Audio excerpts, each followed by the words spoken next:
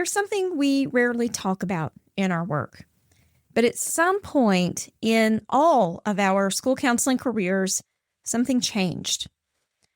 You stopped being the person students came to see and started being the person that students got sent to. You stopped being a counselor and you started being a pressure valve. And the weird thing about it is nobody really ever consciously made that decision. Your campus didn't hold a meeting and decide to overload you. There wasn't any memo or anything like that. It happened one yes at a time.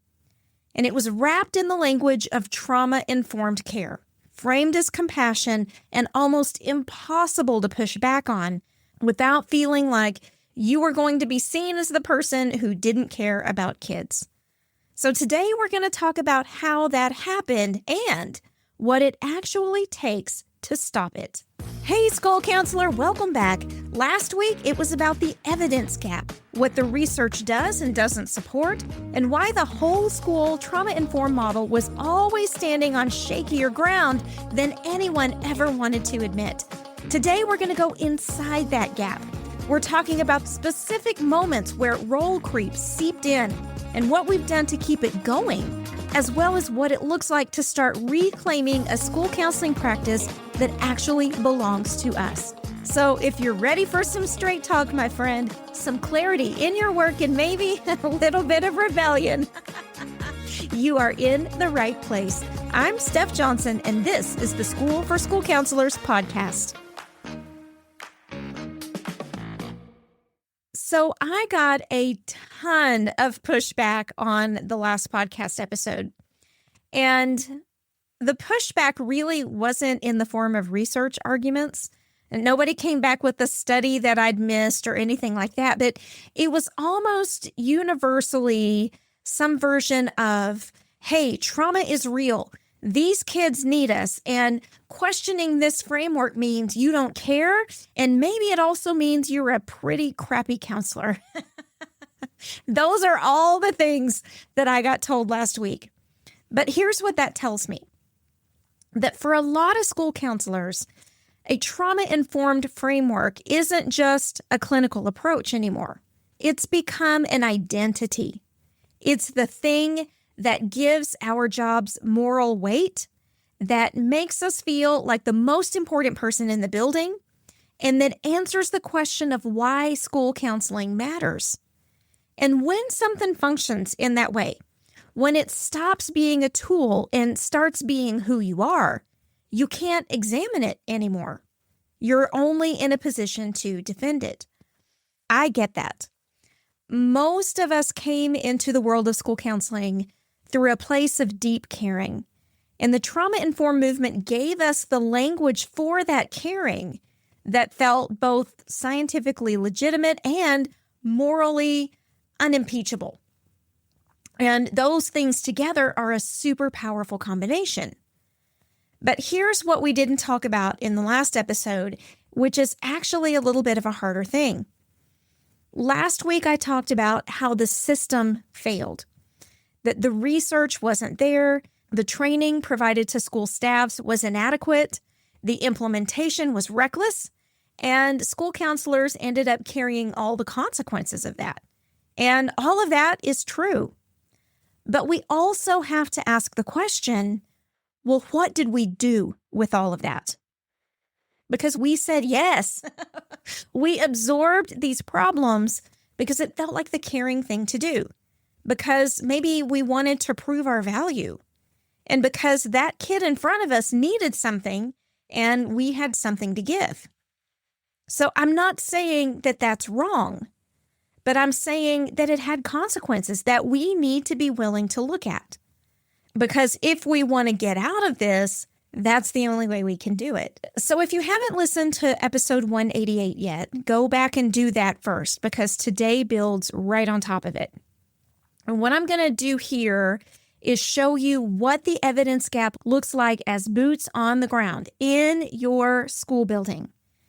And there's a typical sequence these things tend to follow. So listen to this and where it goes wrong and decide if it applies to your campus.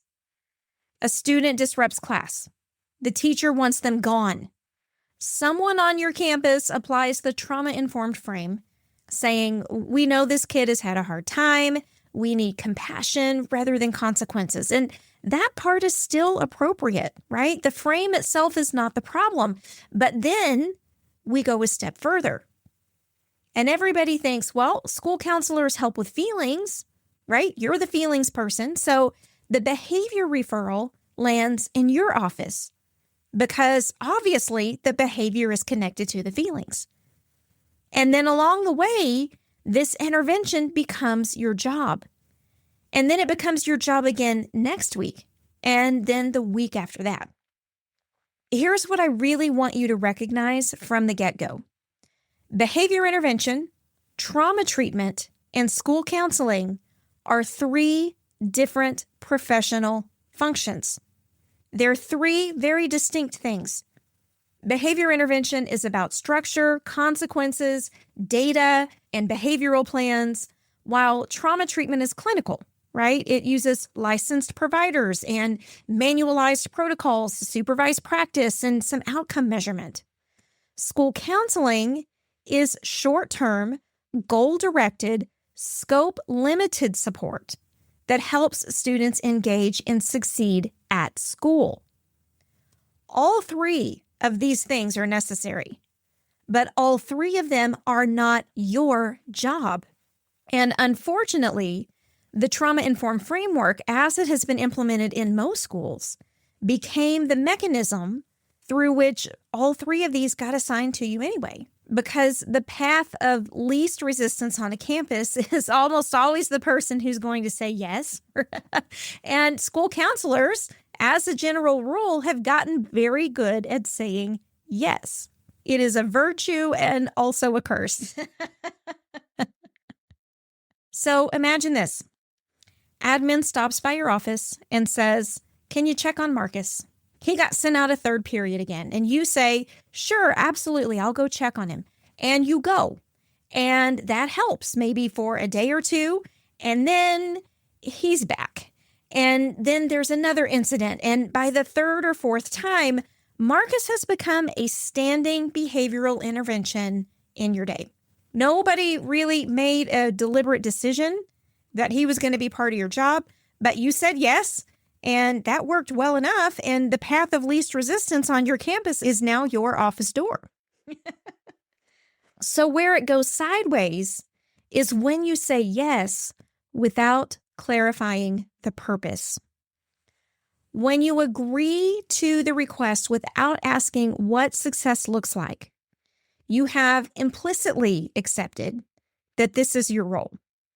And institutions are really good at formalizing implicit agreements. They don't need a policy memo or a formal email. They just need you to show up 3 or 4 times, and then they'll build the system around you. And eventually that becomes unsustainable. So what do you say instead? You can still say yes, okay? You don't have to decline. This is not about trying to get out of requests or not be helpful on campus. But before you go, you need to ask, what are you hoping I can address for today? And if the answer is something like, well, just talk to him and calm him down, you have to get more specific. Press the issue just a little bit. This student needs a lot more than I can accomplish in 15 minutes. So what would it look like to you if this conversation is successful? I want to make sure that I can actually deliver that, and I want us to both know what we're aiming for. And sometimes when you ask those questions, admin is going to push back. They might look at you like you're being difficult, or they might say something like, I just need you to go talk to him. Can you do that or not? And in that moment where they're a little frustrated with us, we feel the pressure, we tend to fold because we are used to being scrutinized and we don't like it. We have spent years trying to prove that we belong in the school building and that we're a team player. And so when someone looks at us with that expression on their face, we go, right? We just go. And I understand that. I have been that school counselor. But every time we fold in those moments, we are confirming the implicit agreement. We are telling our campus that our role is whatever they need it to be in the moment. So you hold the question. You're not combative about it. You're not ugly about it. You say, of course, I want to help, but I want to make sure I'm doing it in a way that actually moves things forward for him, not just get him out of the hallway. So help me understand what you're hoping for. When we approach it that way, we're not refusing to help. We are having a professional conversation. And then we document all of that. Who referred the student, what clarifying questions you asked, what the stated goal was, and what you observed. These are not counseling notes. This is a consultation log, which is a record of the process. And you may need it sooner than you think. So make sure you're doing this piece. Because although we did not walk into these situations deliberately, we are going to have to work our way out of them very, very intentionally. Now, there's another challenge that happens under the umbrella of trauma-informed care, and it's one that I hear pretty often in consulting with school counselors all across the country, especially from school counselors in elementary and middle school. And this one is a little bit tougher because it usually involves a teacher on your campus that you genuinely like. Imagine you have a student that gets dysregulated in class. The teacher calls for you, you show up, you help, and the student settles down. And then it happens again next week and the week after that. And pretty soon the teacher figures out, not being malicious, but just being practical, that if she calls you, the student gets out of class fast and the situation resolves. But that's a trap because that's not school counseling. That is a behavior containment system. You have become the release mechanism that the system depends on. And when you are the release mechanism, neither the teacher or the student ever develops the capacity to handle the situation on their own. The teacher doesn't have to build a regulation strategy because you've made that unnecessary by showing up. And the student doesn't need to practice their skills in the moment they're actually needed because they've been removed before it ever gets that far. And the cycle repeats because you keep resolving it.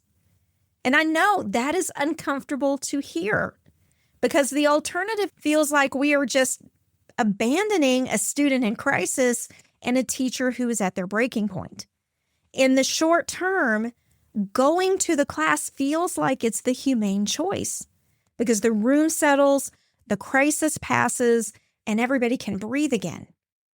But think about that student 6 months from now. And what has she actually learned?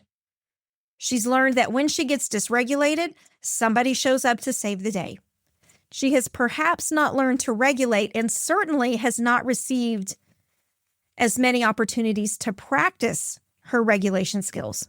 And we taught her to expect all of that with the best possible intentions. So what do you do instead? Well, you don't abandon the teacher, right? And you don't leave the student to struggle, but you can change your role in that system.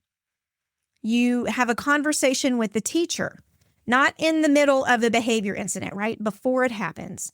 And you say, I've noticed that she tends to get sent to me when things escalate. And I want to make sure that the time I spend with her is actually productive rather than me just providing a cool down. Because if I'm the cool down, I'm not doing counseling, I'm doing removal. So I'm hoping maybe we could build a plan together, something that you guys could start with in the classroom before you call me so that we know where things went sideways. And I'll be honest with you, I've had this conversation on my campus more than once with teachers I really admire and respect. And every single time, it's very uncomfortable because you are essentially telling them that the habit they've developed is part of the problem. Nobody likes hearing that. So you have to hold things steady. You have to keep it about the student and you have to follow through. Because if this teacher feels like you handed the problem back to them and then you just disappeared, you're never going to have rapport with them ever again. And again, we need to log this because documenting these patterns are going to prove to be more persuasive than your anecdotes or your feelings later on down the road.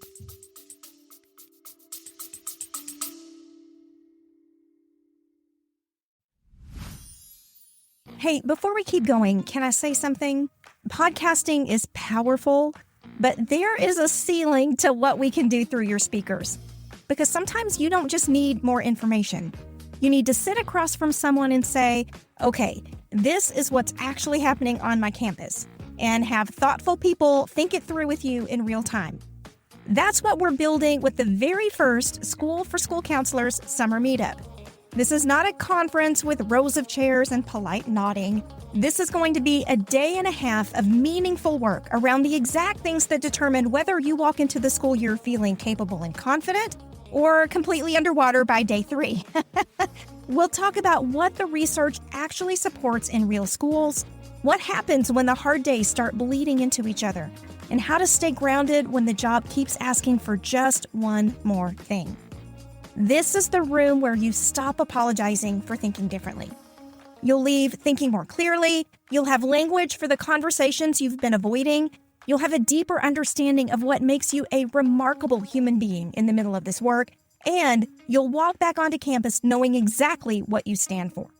If you're looking for cute lessons and ASCA-approved scripts, this is not going to be your event. But if you're ready to do real work with school counselors who get it and spend time in real life with me, geeking out over school counseling, Columbus, Ohio, July 17th and 18th, 60 seats. When they're gone, they're gone. Ticket link is in the show notes, and I hope you join us. All right, back to the episode.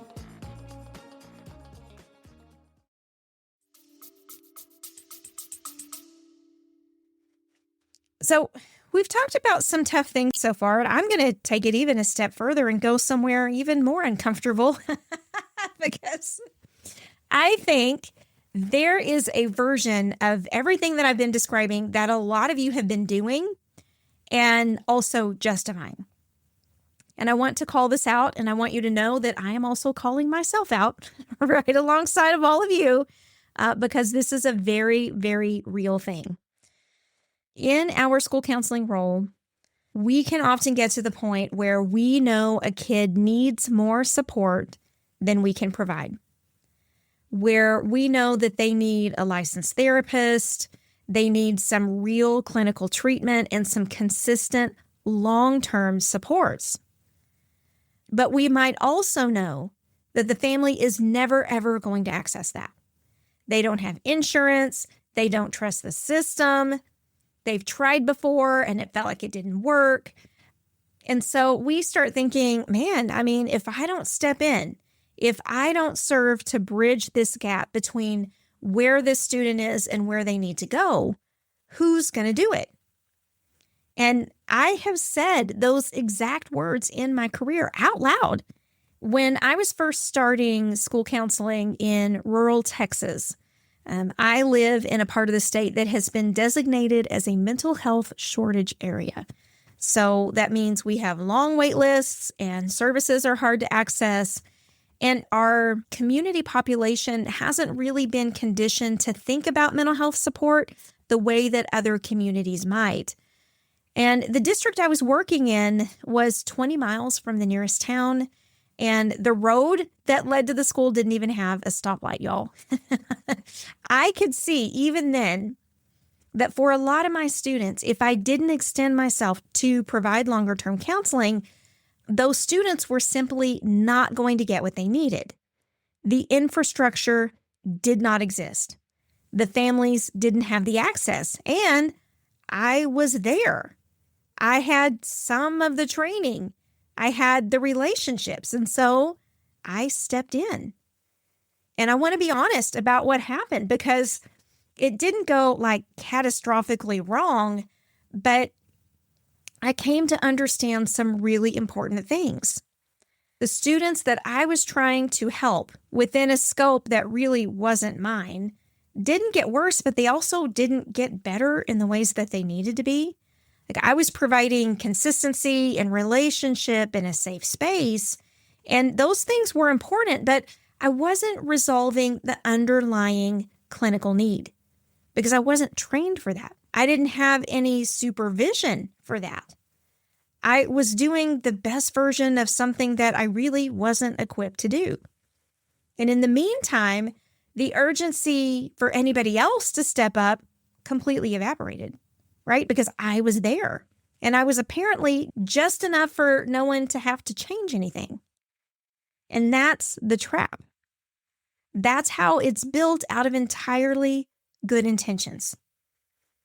So let me ask you the harder question, because when you make that call, when you decide to provide what looks like ongoing clinical support because nobody else is stepping up, or you think a student can't access services, you are making an ethical decision with consequences that deserve more thought than what many of us will give in the moment. First, you may not be helping the way you think you are. Stability, consistency, and a trusted relationship do all matter, but you're not resolving the underlying need. And if something escalates, or if something goes wrong, the question you're going to be asked is why you were providing long-term support outside of your school counseling scope. And the answer of, I genuinely cared about this kid, is not going to be sufficient protection for you. Secondly, by bridging that gap, you're absorbing the urgency that really belongs to the family. Because every time you step in, even with the best possible intentions, you're reducing the pressure on the people who are actually responsible for getting this child help. And the next time something happens, they're going to be no more equipped than they are right now. And then third, if you do this for this student, who else deserves it? Because there's never going to be a shortage of students in your building who need more than they are getting. So how do you make the determination? You have limited amounts of time in the day. You have a limited capacity to serve students. So how do you make the determination of who deserves it and who does not? So we've really got to reframe this in our minds. Our job in these situations is to keep making referral recommendations, to document that we've made them, to follow up with families intentionally, and to provide support that is genuinely within your scope. But your job is not to become the clinical treatment that the family continually declines. That is not abandoning your students.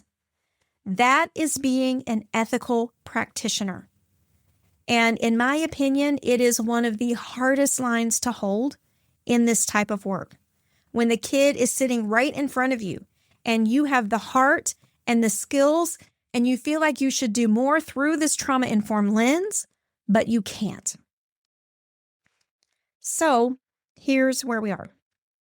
Last week, the podcast was about ideas put in motion without proof, the trauma-informed research that wasn't there, the implementation that outpaced the evidence, and this framework that got handed to every educator in every building with no supports. Today, the story is about what we created inside of that initiative, the habits we developed, the implicit agreements, the bridge services, and becoming the behavior containment systems. All of it was created with the best of intentions, and all of it also was working against the role that we actually trained for. And let me be clear, I don't think that makes you a bad school counselor. The fact that you said yes to Marcus, that you became the release mechanism, that you've been bridging all of these gaps that the system should be filling, that comes from caring. And those exact instincts are what makes you really good at your work. But here's what I need you to remember. A pressure valve exists so that the system doesn't have to change.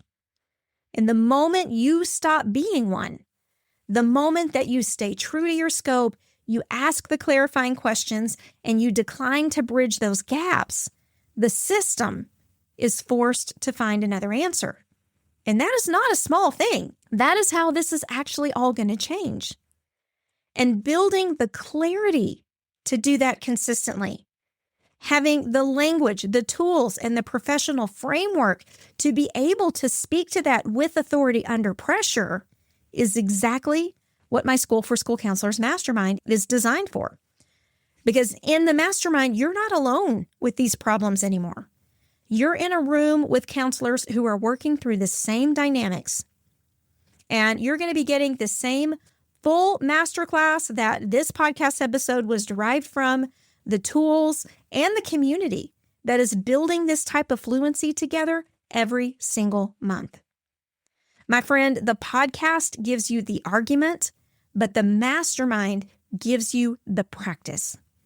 The link to the mastermind is in the show notes, so come spend a month with us. See what you think. I think it's exactly where you belong, and I would love to see you there.